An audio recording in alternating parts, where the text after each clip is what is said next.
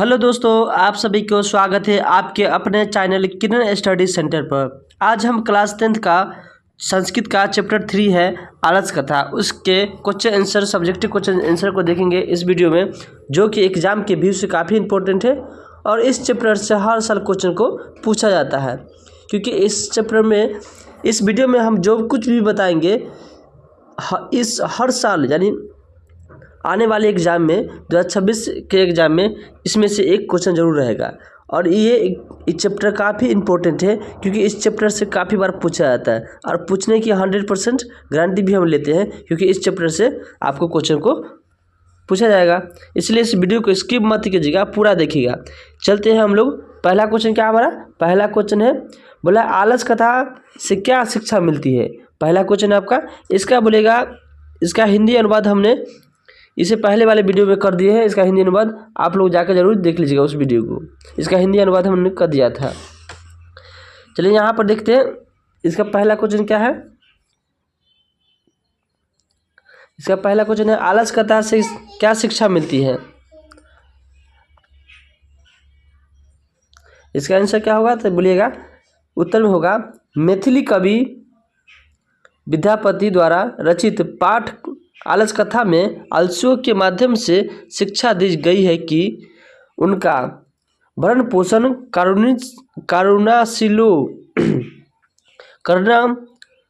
करुणाशीलों अर्थात दयावानों के बिना संभव नहीं है। आलसी काम नहीं करते हैं, ऐसी स्थिति में कोई दयावान ही उनका व्यवस्था करते हैं।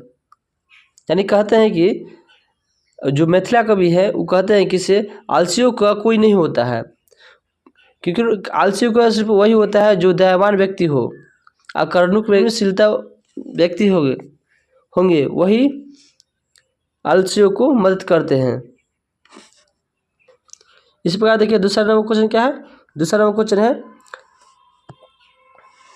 क्वेश्चन हमारा है क्या।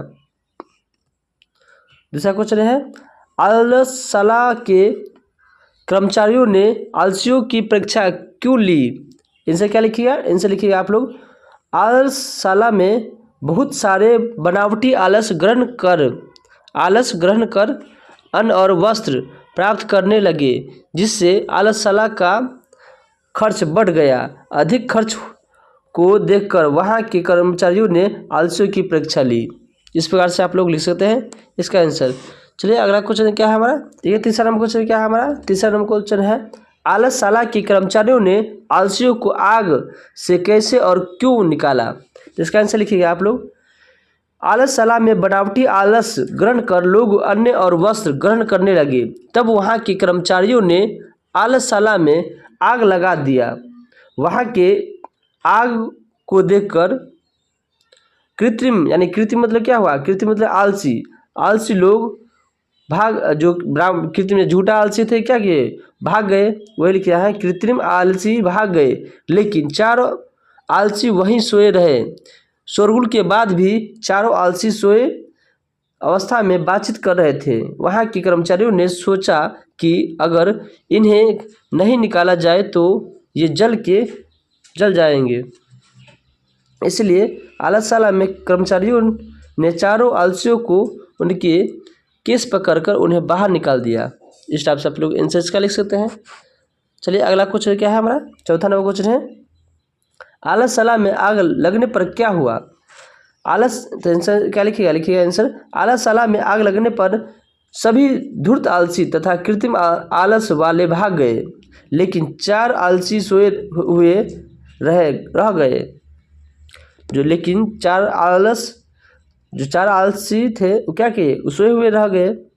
वही लिखा है, लेकिन चार आलसी सोए हुए रह गए और वह आपस में बात कर रहे थे।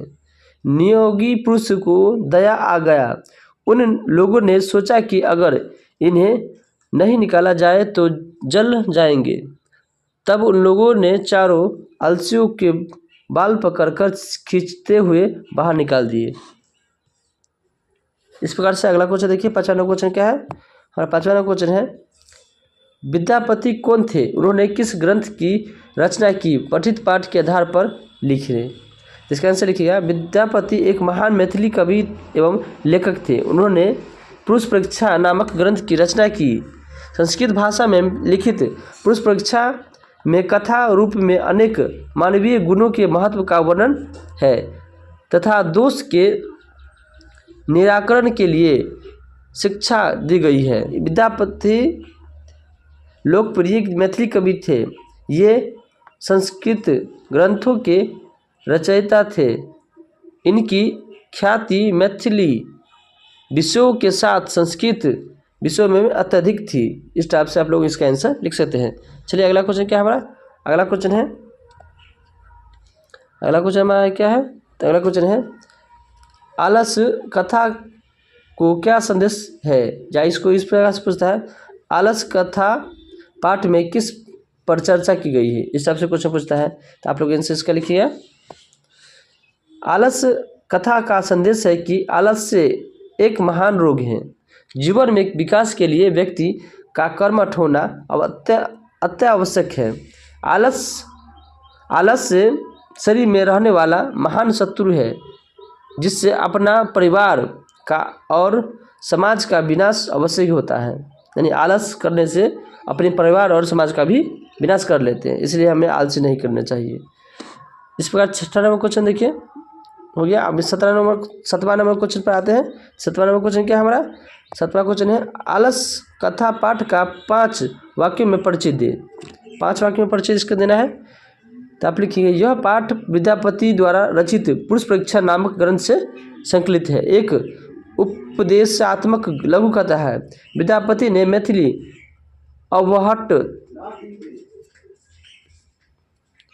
अवहट्ट तथा संस्कृत तीनों भाषा में ग्रंथ रचना की थी। पुरुष परीक्षा में धर्म, अधर्म, काम इत्यादि विषयों में संबंधित अनेक मनोरंजन कथाएं दी गई है। आलस कथा में आलस्य के निवारण की प्रेरणा दी गई है। इस पाठ से संसार की विचित्र गतिविधियां का भी परिचित मिलता है। इस पर 8वां क्वेश्चन देखिए। हमारा 8वां क्वेश्चन क्या है, चारों आलसियों के वार्तालाप को अपने शब्दों में लिखना है। चारों आलसी थे जो आपस में वार्तालाप कर रहे थे, उसको अपने शब्दों में लिखना है। तो यहाँ पे आंसर क्या लिखिएगा, लिखिए, चारों आलसी निश्चित ही अपने आलसपन को सिद्ध कर रहे थे कि एक ने मुंह ढककर कहा, अरे हल्ला कैसा। दूसरे ने कहा, लगता है इस घर में आग लग गई है। तीसरा ने कहा, कोई धार्मिक व्यक्ति नहीं है जो पानी से भींगे वस्त्र से ढक दे। यानी तीसरा बोला क्या, तीसरे ने कहा, कोई धार्मिक व्यक्ति नहीं है जो पानी से भींगे वस्त्रों से ढक दे। चौथा ने कहा, अरे बचा लो, कितना बातें करते हो, चुप क्यों नहीं रहते हो। इस टाइप से आप लोग आंसर लिख सकते हैं और अपनी भाषा में भी लिख सकते हैं, बहुत ही आसान से।